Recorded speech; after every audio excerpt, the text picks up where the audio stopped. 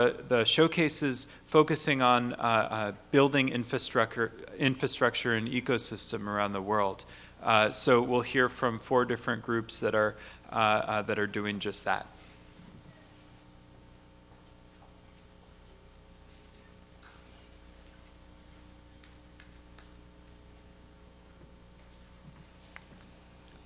Hello, good afternoon.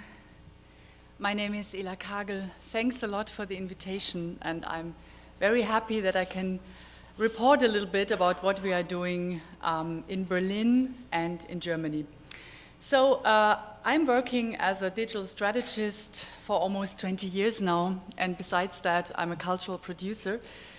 And I have co-founded Supermarkt, that has become an independent alternative economy hub in Berlin 8 years ago, together with a group of people.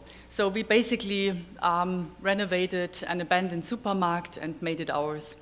And what was quite interesting is this little story of how we got into platform cooperativism, because it was maybe not the obvious thing to do, to start off as an artist-led organization and then really going deeper and deeper into the topic of community value and economy.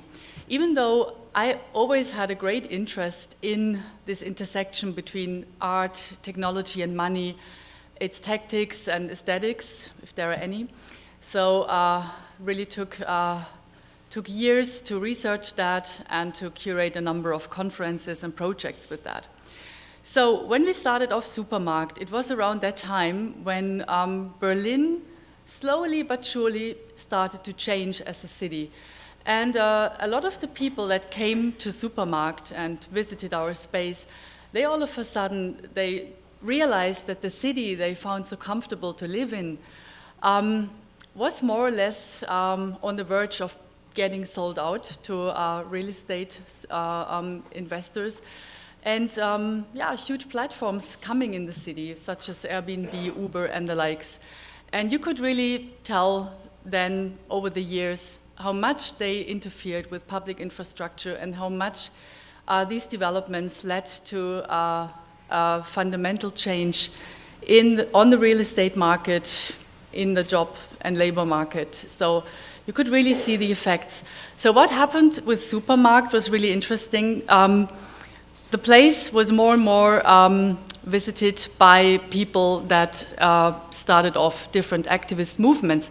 So we've had people from the freelance rights movement, from the interns rights movement, people that talked about fair labor conditions, about activism, about tactics, how to communicate, how to campaign for fairer work models and things like that. So it was over time that finally Supermarkt was really, completely changed as an organization. And everything we've done from the outset was basically a really good, I would maybe say, rehearsal to what we have to do today. And that is really helping with our experience, with our with everything we have learned from community building, capacity building, advocacy, to help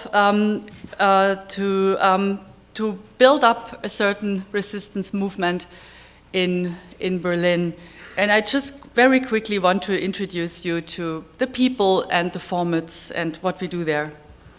So I guess quite some of the people that you see here are familiar to you, and so I know that Thomas Dönnebring, for instance, he was here last year. Felix Wed is from Fermondo. Magdalena Siomek is from Smart in Germany. And the Collega people have been here. So what platform cooperativism Germany basically is a collective of people from all walks of cooperativism, I would say.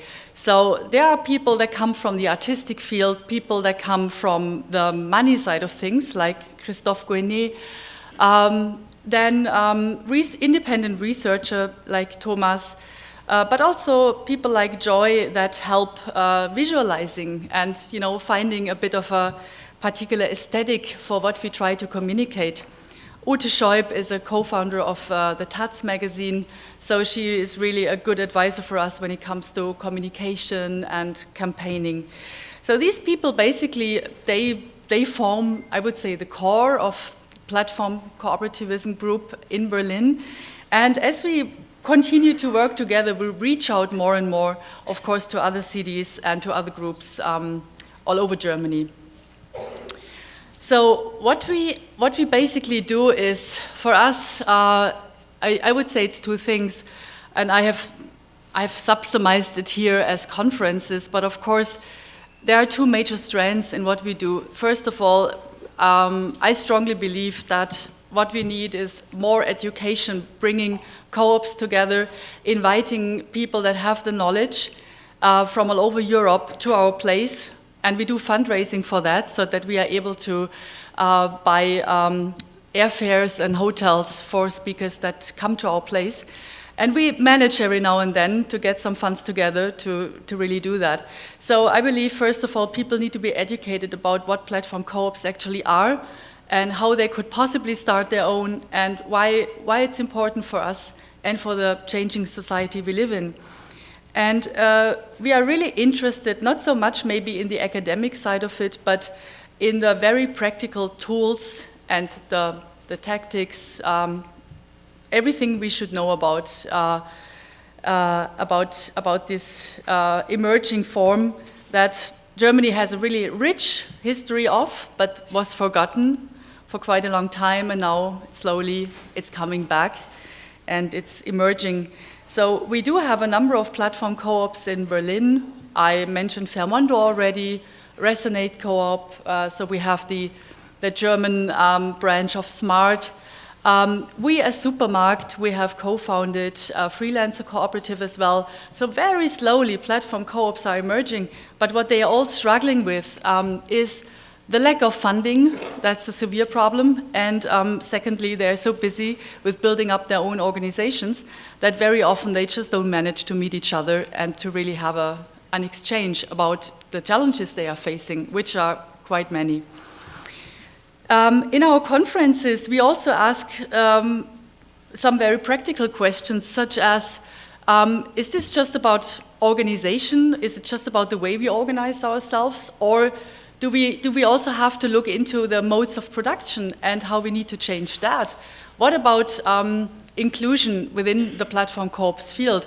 Is this really, is this a domain where everyone feels at home? Or, I mean, how do we reach out to people that just don't get the concept or that feel excluded for whatever reasons? So this is the sort of aspects that's interesting for us and that we try to pursue. That also goes for the publications. It's a big word because our writing is also very practical. We try to reach out to people on many different levels via blogs, via interviews. Thomas and I, very often, we sit together and we try to summarize the work we do in little PDFs that we offer for download. So none of this is I would consider valuable academic writing, but it's a very practical help for people that try to understand what platform cooperativism is all about. And it's an invitation for collective thinking to proceed on these issues. So here you see, that's basically the model of how we work. It's the physical space, that's Supermarkt, and I'm very happy that we still have this space because I strongly believe that's what we need. And I see a certain phenomenon going on in Berlin, and maybe it's happening also here, that a lot of community spaces really open their doors for movements like that, and that they are really willing to get together and to mobilize their forces, their community, in order to discuss the changes that we witness not only in Berlin, but I guess elsewhere. Another thing that for us is becoming more and more important is we do not just want to talk about platform co-ops because we are not a research institution, but we really try to interfere with local policy making. So very concretely, we are, apart from from founding the Freelancer Cooperative, we are engaged with the conversion of the former airfield Tempelhof in Germany. It's the former airport. It's a huge ground in Berlin, and we try to safeguarding that as a commons. Of course, we are not the only ones. We are just a part of an ever-growing larger movement. But this is one of the things we keep ourselves busy with, to really make sure that there is some public space, that it's not getting privatized like so much of our city, but that is really for the people, and that is a place for the commons. We increasingly try to contact and talk to local policymakers, to people from the government, because for them platform co-ops is a totally unknown concept. And very often it's even considered as negative, because the word platforms evoke certain ideas about some monopolist players we have already heard of today. So we really try to bring this message across, that with the help of our politics, with the help of our local governments, those platform co-ops could really benefit tremendously, text-wise, communication-wise, even with spaces and so on. So there's so much to do, and we really want to be that. We want to help with that. We really see ourselves as intermediaries here. And what kind of challenges are we facing? We really don't know what kind of legal entity we should become. We tried to become a non-for-profit organization, but that was denied by the local finance authorities, because they thought, okay, this is a business-related kind of thing, so that can't be not for profit. So on the other hand, founding yet another co-op seems to me also not so desirable, because in Germany it's quite a process, it's very bureaucratic.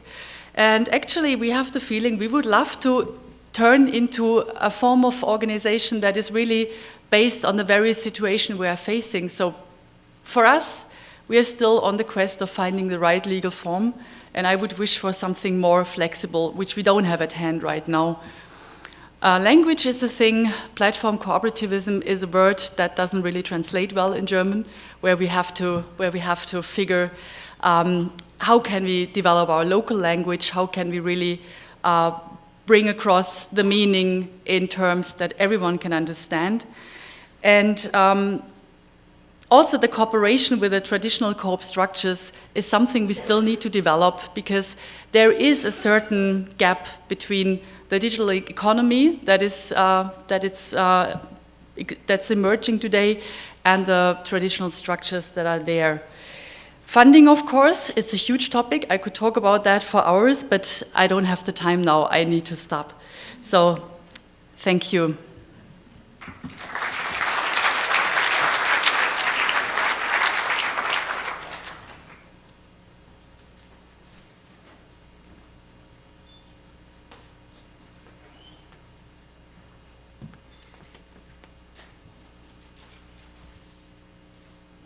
Yes, hello.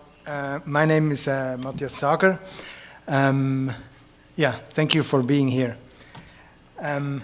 Platform Cooperativism Japan, the PCJ Consortium, is a newly founded sister organization of the PCC in New York.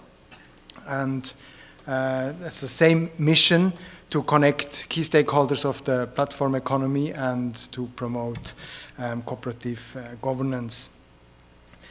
In my short update from Japan, I'd like to point out the key message that it is vital to expand the platform coop movement in Japan to the youth, to the whole digital economy ecosystem, and to the international dimension as well.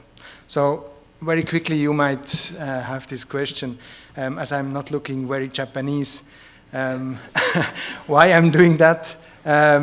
Because I think it's just the best thing we can do, as we hear throughout this conference, and I'm doing it where I am. I'm in Japan since 5 years and intending to stay there. It is deeply worrisome that many of the youth in Japan don't find regular work for a long time after graduating from school.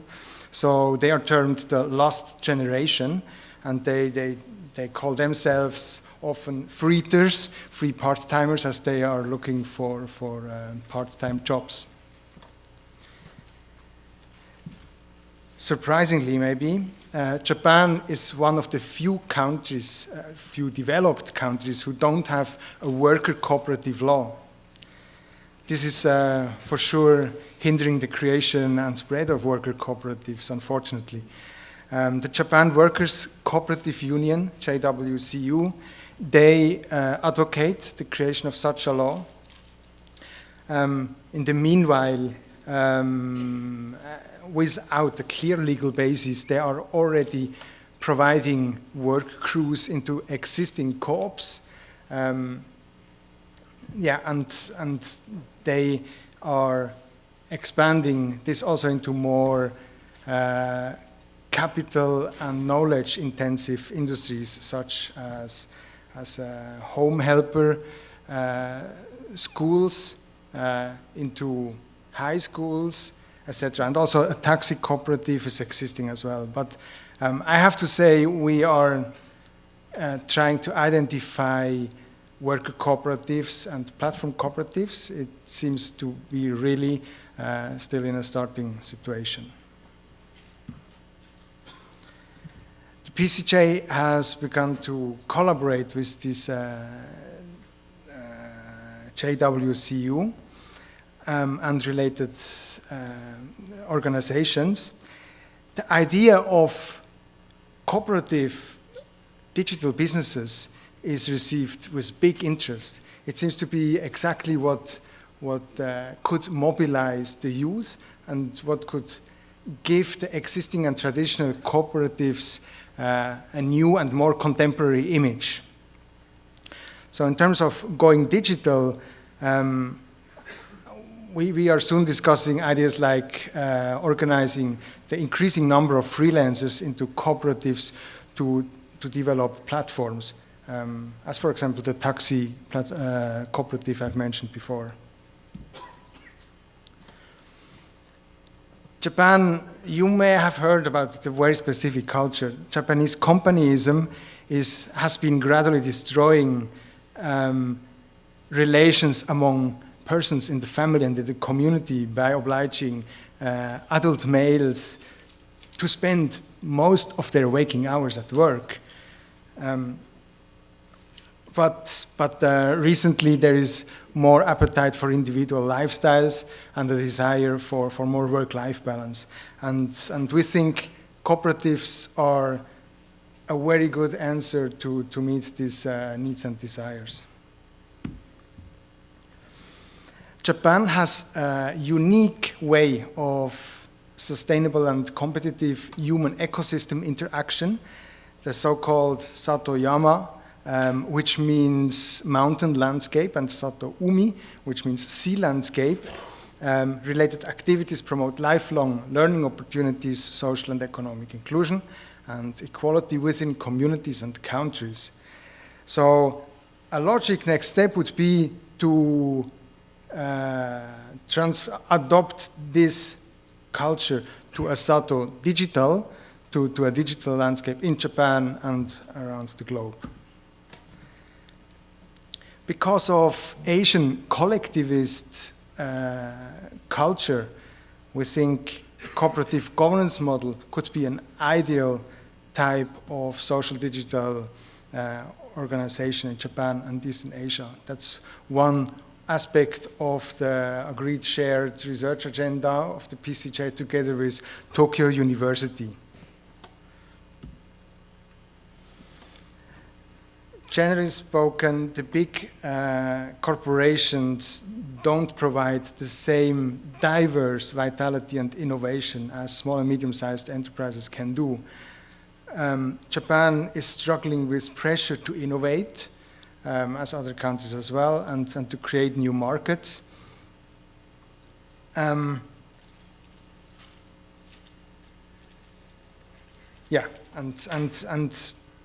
the cooperative idea to create these kind of startups we seek to support that. The Japanese business system may be described as co-opetition. On the one hand side, it's highly competitive. On the other side, it's relying extensively on subcontracting. This is serving like a trade barrier, and I think the ability to work openly together across organizations, disciplines, and market sectors will be very crucial to build the movement. So we, the PCJ, are very motivated to drive this movement, that it becomes really intergenerational, multidisciplinary, and cross-cultural, as I have hypothesized to be necessary introductory and throughout the presentation. Please like us on Facebook, connect on Lumio, we are using Lumio, great, and get into contact whenever you want. Thank you very much.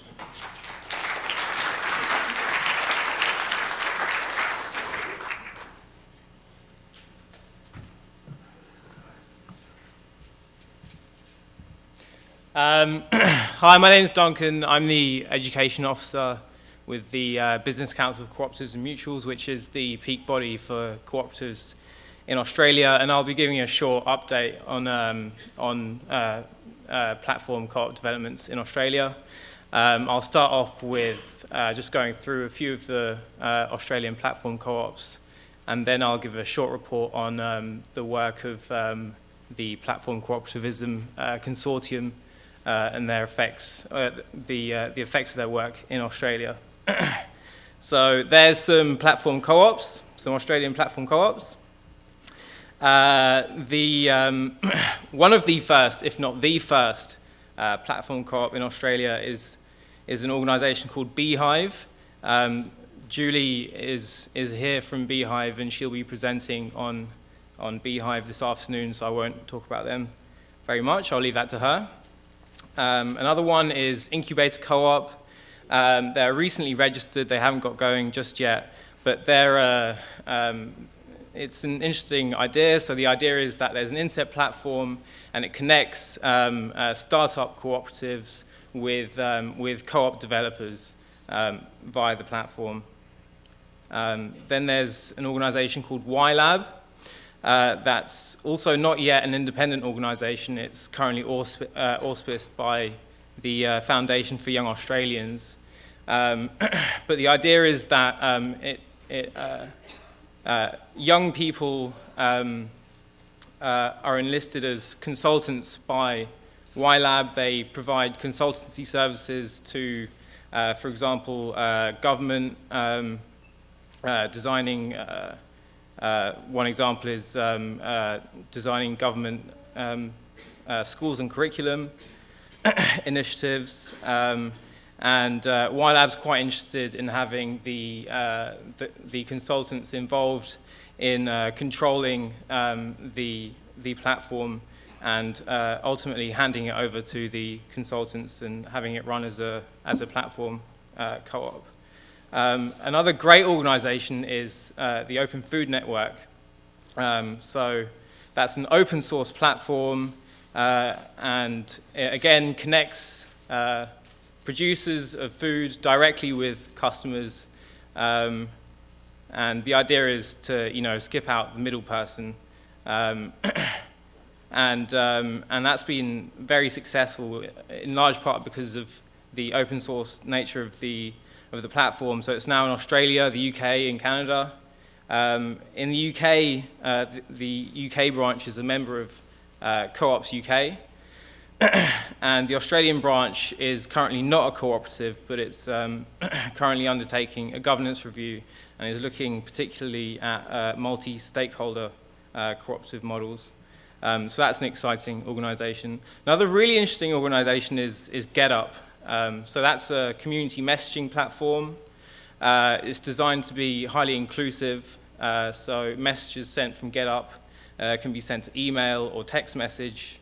It's currently being used by schools, unions, and other cooperatives to communicate with and organise their members.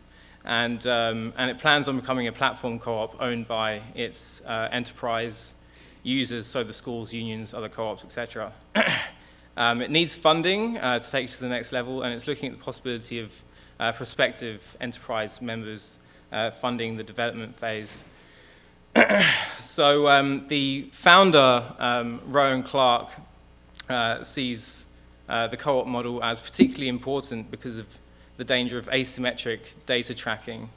So you can see in the diagram, it's a week in the life of Auburn South Primary School. And before the GetUp platform was used, you can see messaging was highly centralized. And afterwards, there was a kind of decentralized messaging happening. But that's quite interesting data. But whose interest is that data going to be used in? You know, the data side of it is something emphasized by Nick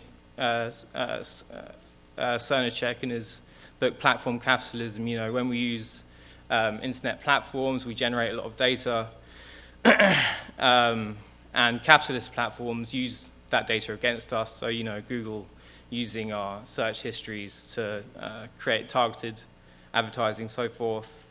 And the reason I dwell on data is because this next organization called Data Farmer, another really interesting organization, is looking specifically at data. So farmers generate quite a lot of data, you know, yields, soil types.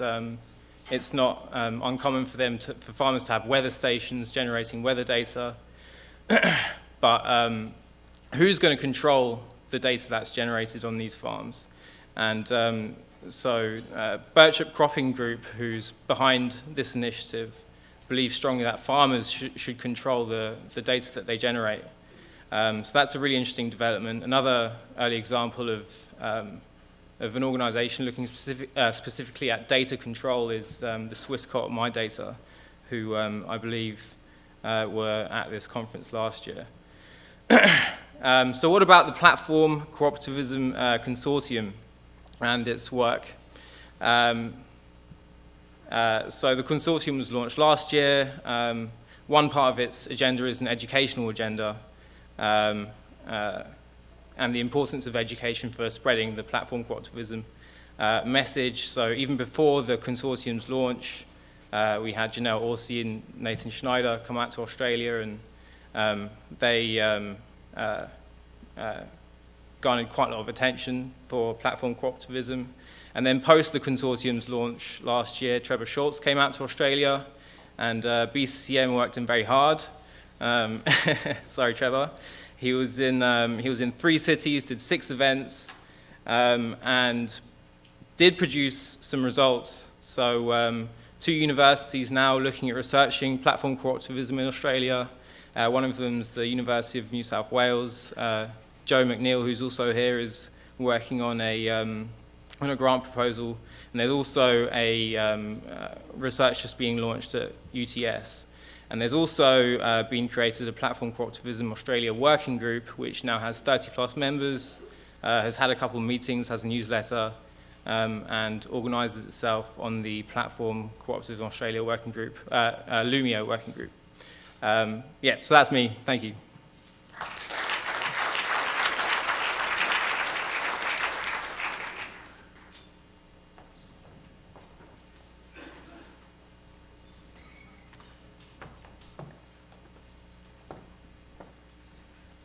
Hi everyone, my name is Teresa Munchick and I'm an Uber driver from South Africa, and I'm afraid I don't have a slide presentation because I'm used to speaking to fellow drivers in parks and fields, so excuse me if I'm not up with the technology.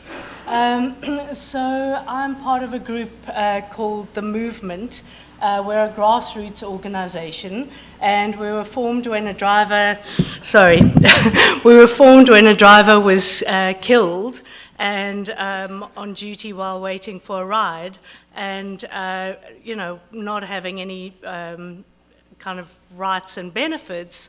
He didn't have any kind of policies. So we collected a bunch of drivers. We have big WhatsApp groups, and we managed to collect 14,000 Rand for his family. So basically, we decided that there was a whole bunch wrong with Uber, in case any of you thought there was a whole bunch right with Uber, and that we should get together and try and form a committee that would meet with Uber management on a regular basis to try and identify problems and form solutions. Anyway, unfortunately, Uber would not recognize us. Around the world, they don't recognize unions or groups or guilds or anyone at all. So we then turned to realizing that we would have to look after, as much as we possibly could, the rights and safety of the Uber drivers. Another big problem is they have unfair deactivations. So basically what a deactivation means is that if your rating falls below a certain standard, they deactivate you from the platform. So riders have to rate drivers between 1 and 5, and it goes towards the cumulative rating, and should it fall below 4.4, you are given one chance and then you deactivated.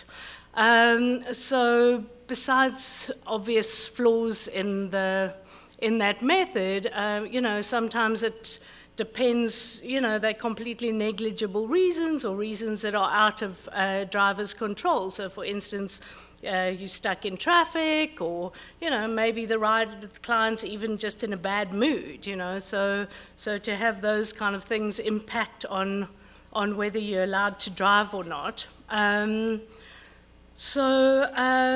What we did is we started having regular meetings, which we wanted to give support to drivers that needed support and advice, and also to challenge Uber on these unfair deactivations. We held some protests outside of their offices, which they didn't like very much. And we also brought a lot of stuff to the media attention, which we felt was, one of the few things that was our power, because they do shy away from any media attention. Today I'm just going to talk quite briefly on a legal dispute that's currently happening, and also the potential of a co-op as an alternative. In July 2016, 3 Uber drivers claimed that they were unfairly dismissed, and they went to the CCMA, which is the Council for Conciliation, Mediation and Arbitration, to try and prove that they were actually employees and not independent contractors. Another 4 drivers joined them the following year. And then, fortunately, we had a great legal team, because before they didn't have any representation. And on a workshop that I'd attended, we managed to get Professor Darcy Dutoy and an advocate, Susanna Harvey, and a team from a legal firm to act on behalf of us pro bono. So we won the case, and it was deemed that Uber has control over us, which is one of the things that is a deciding factor in these disputes, because they control us. They tell us what cars we can have, they tell us what dress code to wear. I mean, they tell us what behaviors are acceptable and unacceptable. So it was a landmark kind of case, because there's not very many places in the world that Uber has been ruled against about this matter. Uber has now taken it to Labour Court under review. Obviously, they don't want to set a precedent, in the country, and it probably will land up in the Constitutional Court, which is the highest court in South Africa. In terms of a co-op, the Social Law Project, which runs out of the University of the Western Cape, have decided they need to do a feasibility study. They're looking at a generic model that could accommodate precarious workers, specifically Uber drivers and domestic workers, because they already have a footprint within those areas. And there are a few obstacles. In some of your other talks I have heard of similar obstacles in forming a co-op. One of the main things is organizing.